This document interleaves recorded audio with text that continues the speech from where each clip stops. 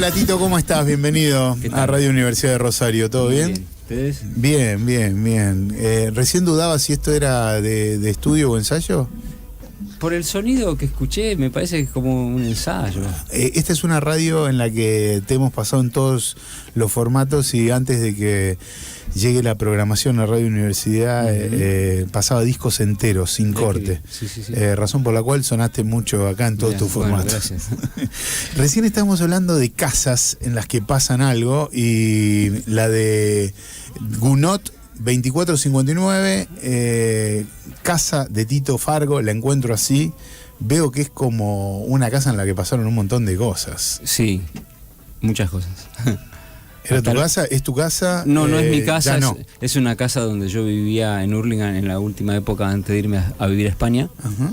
Y ahí nos juntábamos a tocar bastante. Ahí surge la Hurlingham Reggae Band. Realmente no surge ahí, surge cerca de ahí, en la casa de Leandro Carrizo, que era el bajista de una banda que teníamos con Superman, un trío que se llamaba Oiga Diga, hacíamos ska cuando éramos chicos, y Sumo ensayaba cerca, Sumo se quedó sin sala y viene a ensayar a nuestra sala, y ahí medio que empezamos como a juntar las dos bandas, y a Lucas se le ocurrió armar esto que se llama la Hurlingham Reggae Band, que era una especie de seleccionado del barrio. Era como un dream team ¿Y ustedes ya andaban en el reggae o caen al reggae por los discos que trajo Luca? Mira, el primero que capta un poco la atención del reggae como para poder ejecutarlo fue Superman. Claro. Porque nosotros teníamos a un amigo que era Daniel Morano, que tenía una banda que se llamaba Alfonso se entrega, y Daniel producía un programa en Radio del Plata que se llamaba El Tren Fantasma. Entonces, por medio de Daniel empezó a llegar un poco de música. El Tren Fantasma fue como el Wikipedia o el Google para toda una generación, ¿no? Toda la data de música pasaba por el tren. Claro, entonces Alberto Superman grababa esos programas y escuchábamos las grabaciones, y después cuando aparece Luca ya aparece con algunos discos y algunas cosas más, y salimos un poco del formato de lo que se venía escuchando, que era más Bob Marley, esa parte así, y entramos ya en el roots, ¿no? Black Uhuru, Linton Quincy Johnson y todo ese tipo de personajes del reggae más contestatarios, bien rockeros de vida, digamos. Y bueno, eso fue lo que nos fue nutriendo. Y a mí me gustó mucho también un proyecto de dub que hizo Dennis Bobel, que es bajista de Linton Quincy Johnson. Es un tipo que produjo 2 discos que se llaman Dub Master. Esos discos que eran de Luca los sigo conservando todavía. Y a partir de ahí generé básicamente como un concepto sonoro para todos los trabajos que hago hasta el día de hoy. De hecho, venía hablando acá con el amigo que armé un proyecto de reggae hace muy poquito. Pablo ya quiere que presentarlo, ¿no? Te dice, che, dale, ¿cuándo vienen a tocar? No, es una cosa nueva que no pudimos salir a tocar porque se clausuró el día que tocábamos, se clausuró el lugar el día anterior. Y eso siempre es un buen augurio, ya lo sabes vos por haber formado parte de tantas bandas. Hay algo en el mito de todo eso. La primera vez que íbamos a tocar no pudimos tocar. Bueno, volvió a pasar, así que bueno, ese concepto lo sigo arrastrando inclusive hasta el día de hoy. Qué bueno.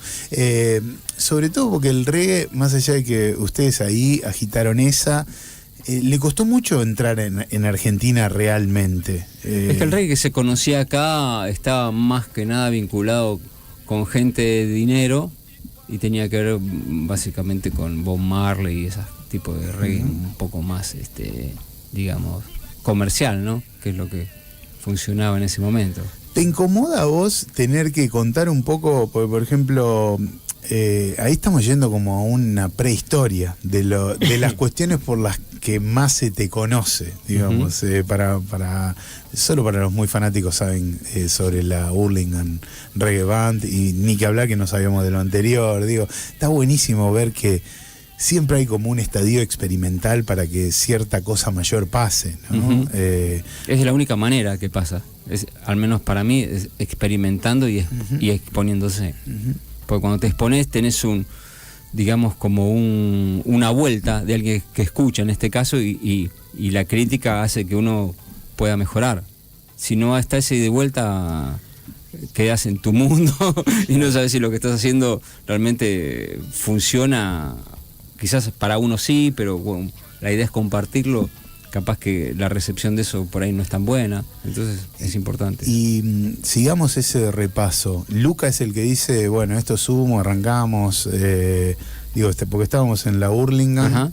Llega Luca a Hurlingham, se vuelve loco, y también nos vuelve locos al resto. A mí Sims una vez me dijo, mirá que Sims una vez en una entrevista así me dice, pibe, cuando entraba Luca, si entraba Cemento temblaba. Si estabas en un bar y tenías que verte solo, te agarraba una cosa, porque cuando entraba Luca pasaba algo. Sí. Iba con él esa energía. Sí. ¿Cuál es tu lectura acerca de Luca en ese sentido? Mirá, lo que generaba. Está buena la pregunta. Yo, por ejemplo, como fui un pivote entre Sumo y la banda de reggae, no tuve relación con él tanto como miembro estable de Sumo, que estaba mucho tiempo ahí, o con la banda. Entonces tenía como una relación con él un poco más, no te digo más íntima, pero era más confidente conmigo de cosas que a sus compañeros por ahí no. Total. No. Entonces, una sensibilidad extrema, una fortaleza extrema y una inteligencia extrema, letal para cualquiera que se le plante adelante y que le quiera imponer o decir o meterle algún concepto. A tal punto que lo veía venir antes, él. O sea, podía frenar una situación antes de que suceda. Y ha pasado. Ha separado gente que se iba a pelear antes de que se peleen, y lo han cagado a trompadas a él. Claro. Sensibilidad pura, yo esto lo veo. No, es un tipo que no conocido otro tipo. O sea, hay gente muy loca y hay gente con muchas ideas y con mucho empuje, pero muy, muy fuera de lo normal. ¿Cómo termina siendo un Redondo de Ricota? Porque tocando con la banda de reggae en un lugar que se llama Cero Bar, nosotros ya veníamos tocando en el Einstein y todos esos lugares. Y Sky andaba mucho por ahí, entonces en un momento, después de un show, me propone, quería como rearmar un poco la idea de Redondos, y me dijo si tenía ganas de tocar, y bueno, en ese caso un día le dije que sí, fui a su casa donde estaba la sala y empezamos como a tocar un poco, y a partir de ahí medio que se empezó a reagrupar lo que después fue la banda para grabar el primer disco, que fue Gulp. En Gulp podías, así como decís esa sensibilidad que tenía Luca de ver las cosas antes, vos estabas en ese momento incipiente de una de las bandas más importantes que dio la música de rock argentino. ¿Sentiste algo? ¿Sentiste que estaba pasando algo ya cuando estaban grabando Gulp? Mira, la verdad que yo siempre hice las cosas porque tenía ganas de hacerlas, y nunca pienso en el resultado, sino en el hecho de hacerlas, ¿no? Encima en esa época yo trabajaba en otra cosa, tenía muy poco tiempo como para andar pensando, voy a hacer esto porque va a tener un resultado, algo. Claro. Y es hasta el día de hoy que no lo sigo. Pienso igual, o sea, qué bueno. Hago las cosas porque las puedo hacer, y también mucho con la teoría de Prodan, que era hacer con lo que hay, pero hacer, no pensar, que fue un poco lo que él hizo, rompió un poco con ciertos paradigmas del músico de rock en Argentina, que había que sonar como esto, tenías que estudiar esto, tenías que tener ese instrumento, tenías que tener cierta postura. El tipo dijo, no, si vas a esperar todo eso no vas a hacer nada. Hagamos ya. De hecho, lo más interesante que me sucedió con él era básicamente salir a tocar y no ensayar. O sea, las cosas se armaban arriba en el escenario. Y ante eso no hay con qué darle. O sea, total. También que bueno, era él, ¿no? O sea, capaz que lo querés hacer con otro tipo de personas y no sale, pero... Está bien, pero estamos a 10 años de la Kermés. 10 años de la Kermés. Estamos a 10 años de la Kermés. Y como ex Redondos, también es una decisión salir a tocar algo que parece y es tan preciado para mucha gente. Digo, eso también es hacer con lo que hay. Che, me imagino, lo que hay, ya es un tesoro lo que hay, claro. Porque son 3 generaciones que quieren escuchar esto. Claro. Y nosotros lo podemos hacer, y de hecho lo hemos hecho pensando en homenajear a esta gente que ha durante tantos años ha sido tan consecuente, ¿no? con la música. La Kermés es un homenaje al público, básicamente.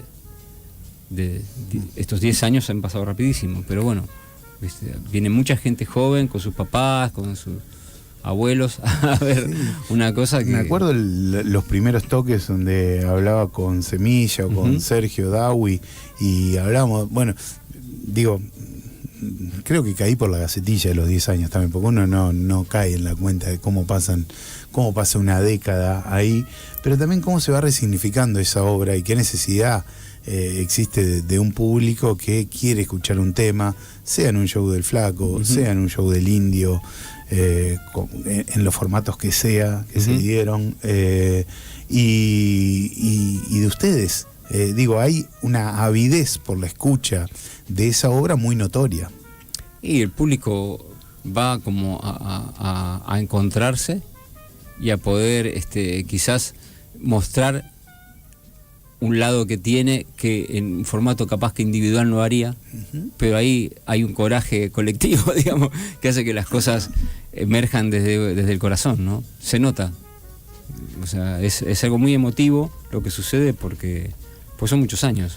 O sea, hay canciones que tienen muchos años de compuesta y son totalmente actuales, digamos, en cuanto a la temática. ¿Con cuál te pasa que no puedes creer? Decís, che, esto salió ayer. Y qué sé yo, no sé, pero podés tocar, no hablando de Jiji, poner, ¿no? Pero canción para naufragios o alguna canción mucho más no tan conocida. Ponele, sí, pero ¿no? que es... Mi genio de amor, por ejemplo, ¿no? Son temas que ni siquiera están grabados oficialmente. ¿Por qué te vas de Argentina y cuándo? Yo me voy en el año 88. En 88, sí. Después de que Luca murió y hice como una especie de quiebre también, de que me parecía que estaba como metido en una especie de globo que no podía entender, y rompí con toda mi vida. O sea, me deshice de todo. O sea, lo que tenía, la casa esa de la que estamos hablando. Perdón si me metí en un tema. No, viste, que te hace mal, pero no, digo... al contrario, vamos a hacer mal despojarte de cosas, no, al contrario. Lo que hice fue decir, dejaste esa casa y dejaste las bandas. Bueno, dejé las bandas, dejé mi matrimonio, dejé los perros, dejé todo. Sí. Todo, agarré un bolsito y dije chau. ¿Y dónde te fuiste? Me fui a España. ¿Sabías que querías hacer música o te fuiste a No, fui por 3 meses con una pequeña guita que me había quedado. Enganché un trabajo ahí como guitarrista con un cómico.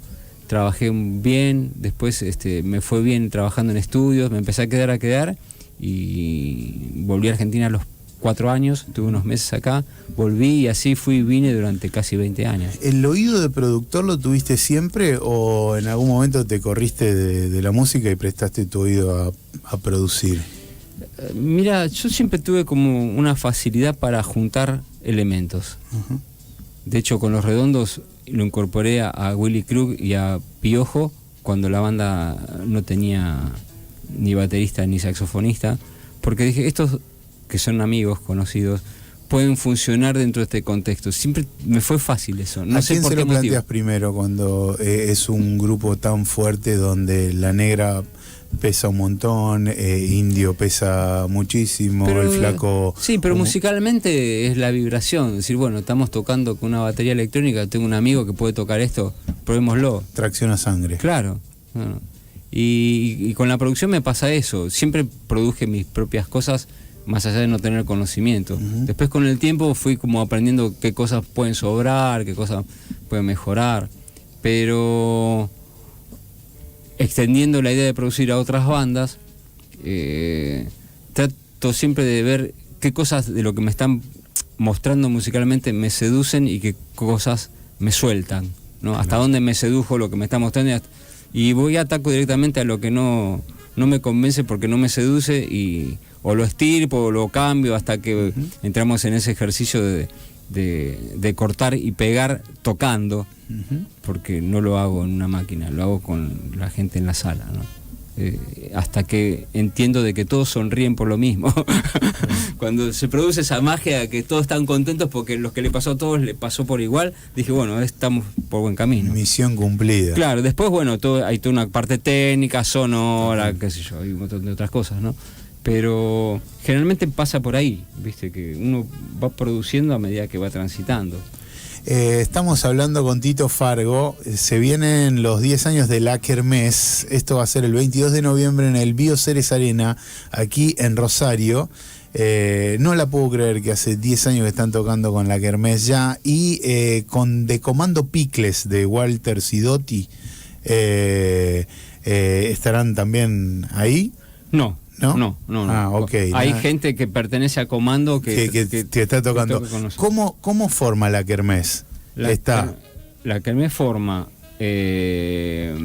¿Con quién les habla? ¿Decís con quién les...? Jorge Cabrera en voz, que es nuestro cantante main. Oski toca la guitarra. Mariano Pirato en teclados. Y después está Semilla tocando el bajo. Sergio tocando el saxo, yo tocando la guitarra, y esa es como la base de la Kermés. Bien. Después tenemos un par de cantantes invitados que generalmente a veces varían porque a veces vamos a lugares y hay también cantantes que participan. Claro. O algún que otro músico. Sí, algún otro músico invitado, como suele suceder, ¿no? Mientras llegaba Tito a la radio, le cuento, estábamos hablando de este tema de las casas, ajá, de personajes famosos, de Diego, de Frida Kahlo, del Che Guevara, de la fascinación que nos genera conocer esos lugares, porque uno cree que lo atraviesa un poco el espíritu, claro, de esas personas. Y hablando de espíritu, quería preguntarte cómo es el proceso creativo de tipos como Luca, o en el caso de Los Redonditos también, de Patricio. Digo, ¿es un proceso ordenado, puntilloso, caótico? Yo creo que es una mezcla de todos, porque para hacer un proceso creativo colectivo hay que tener en cuenta las personalidades, y no es lo mismo que nosotros tres ahora nos pongamos a componer a que vos no estés y entre él, por ejemplo. Estamos en el mismo ámbito con las mismas cosas y cambia totalmente. Es así como funciona, ¿no? Siempre tiene que haber un poco de caos, porque el caos hace replantearte las cosas. Y cuando en lo personal las cosas suceden muy rápidamente y muy fácilmente, hasta empiezo como a sospechar un poco, ¿no? Ahí va. Pero bueno, a veces se da, es como mágico, qué sé yo, ¿viste? Sucede. Yo que tuve oportunidad de viajar y con la música me puedo comunicar más rápido que con las palabras, porque generalmente, qué sé yo, he tocado con músicos con que hablamos diferentes idiomas y no me podía comunicar fluidamente, pero tocando sí. Entonces es muy loco. Idioma universal, ¿no? Claro, es muy loco. Entonces, teniendo en cuenta eso, con gente con la que te puedes comunicar, incluso las ideas van y vienen rápidamente, pero son procesos que necesitan un tiempo, no se resuelven en 2 días, ¿no? Una banda, un concepto de trabajo colectivo no se resuelve en 2 días. O sea, puede estar un día mejor que otro. Lo que sí, le doy mucha importancia a cuando todo ese colectivo de gente que ya está como unificado en una idea, sube a un escenario. Para mí, ahí está la verdad. Porque tenés que conformarte con lo que sucede, todos nos tenemos que conformar, y la gente que te escucha es la primera que se tiene que conformar. Entonces, hay una ida y vuelta de un público que empieza a participar en el hecho creativo también. Después con el tiempo eso puede llegar a mutar, pero los primeros encuentros tienen que ver con eso, con un poco de caos, y el caos hay que empezar a ordenarlo para hacer como un sistema de trabajo, si no sería imposible, no llegás a resolverlo nunca, ¿no? ¿Qué pasó en Hurlingham, Tito? Algo pasó ahí, ¿no? Es un lugar, ya que estamos hablando de casas, podemos hablar de ciudades, lugares, barrios, momentos históricos.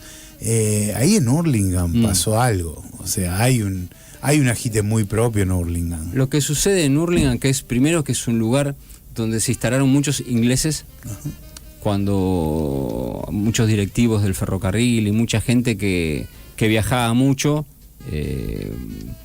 entonces la información musical llegaba a Hurlingham a veces más rápido que cuando llegaba al país, porque por ejemplo salía un disco de los Stones o de los Who, y a los 3-4 días que salía en Londres capaz que lo tenías en Hurlingham y había un lugar para ir a escucharlo. Qué bueno. Y después el disco salía a los 5 años. Entonces hubo como un adelanto de material. La datita llegaba antes a Hurlingham. Claro. Entonces a partir de ahí, más con la llegada de Luca, que llega un tipo que como que resume ese proceso. Recién dijiste que vos tenías los vinilos que trajo Luca. Tengo algunos vinilos que me quedaron, sí, de él. ¿Sí? Unos vinilos de Yo fui a una muestra de Luca, no recuerdo en qué lugar, de Buenos Aires, y estaba la valijita, y estaban los vinilos ahí, y dije, qué importante, ¿no? Porque, por ejemplo, ahora que decís eso de Hurlingham, The Clash fue una banda súper importante para la música de todo el mundo, pero cuando The Clash llega a la Argentina, que tal vez sea en ese paquete de vinilos, sí, rompe todo, porque tal vez sea... Hay mucho disco, creo que tiene Andrea, el hermano. Andrea tiene, sí. Quizás esos discos más emblemáticos, ¿no? Pero pienso en The Clash como la conjunción perfecta entre el rock y el reggae. Mira, te lo voy a resumir así. Yo tengo un estudio en mi casa donde tengo una consola inglesa de los años 70 vieja, es una que se llama Studio Master. Está media detonada, pero tiene un audio increíble. Sí. Esa consola la tenían los Clash en su sala de ensayo en Londres. Yo la compré por medio de un amigo, la hice traer a España y después con el tiempo me la traje a mi casa. El audio que tiene es el audio de esa época. Mirá, le voy a pedir a Pablo, yo te voy a ir a visitar a tu casa, ya que estamos hablando de la casa. Yo quiero ese estudio ahora. Si vos me permitías hacer esto en el pote, eso me vuelvo loco. Claro. ¿Ves? Como hay un sonido ahí, claro, que es único, claro, que reúne una época, ¿no? Y Tito, afuera llegaba si no dice mucho ser un Sumo, un Redondo, mucho menos Hurlingham Reggae Band en cualquier lugar de España. No. Son bandas muy nuestras, pero que no han llegado a ese lugar. ¿Cómo era arrancar de cero nuevamente? Claro, totalmente. O sea, conseguirte la típica pensión con el bolsito, ver qué puedes hacer con la guitarra. Empecé a tocar en un bar con un portaestudio que me prestaron, donde tenía algunas cosas grabadas. La señora, que era una señora bastante mayor, la dueña del bar, se llamaba Argentina de nombre. Mirá qué curioso, porque su padre, un señor de Galicia, había viajado a Argentina en un momento, y cuando volvió a España y tuvo a esta señora, a esta hija, le puso Argentina de nombre. Entonces, como yo era argentino, ella cierta identificación, y no sé por qué motivo me brindó el espacio para que pueda tocar. Y con eso ya medio que me fui armando un poco un camino. Logré armar algunas bandas también. Después Petinato viajó a España. Armamos una banda donde el nombre se lo puso él, se llamaba Carnavales de Franco. Y tocamos bastante. Hacíamos temas propios, algunas versiones de Sumo, y bueno, lo típico. Hice bandas, trabajé mucho en producción, en estudio, me formé, digamos, profesionalmente en un ámbito que no era el típico ámbito de la banda, o sea, total, haciendo otras cosas. ¿Cuándo fue la última vez que viste al Indio? Creo que en un viaje en el año 92, creo que fue la última vez, cuando volví de España y fui a verlo a su casa en el 92. Una bocha de años. Sí, mucho, sí. ¿Nunca más lo viste? No lo vi más, no. ¿Y al flaco?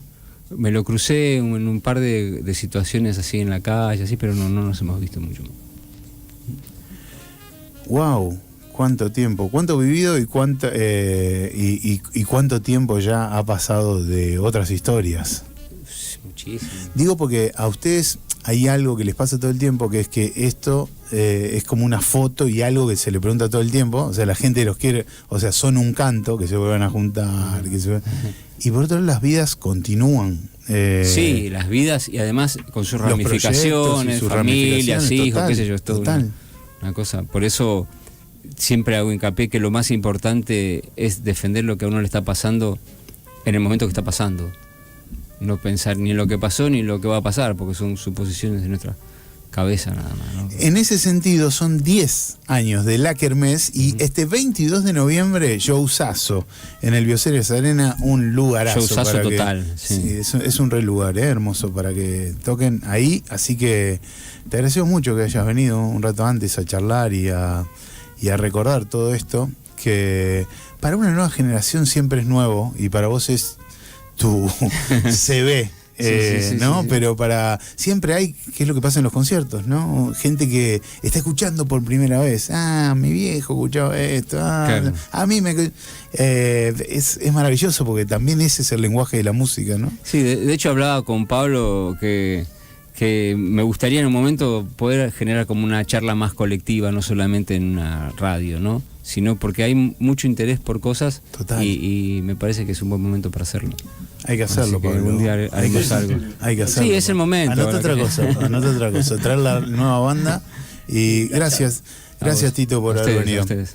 Gracias. Tito Fargo pasó por Notas de Papel, se nos fue el programa y les recuerdo, 22 de noviembre en el Bioceres Arena, la Kermés, 10 años en Rosario. Las entradas a través de Ticket Play. ¿Qué? Entrada Play. Ahí va. Gracias por su atención, han sido muy amables.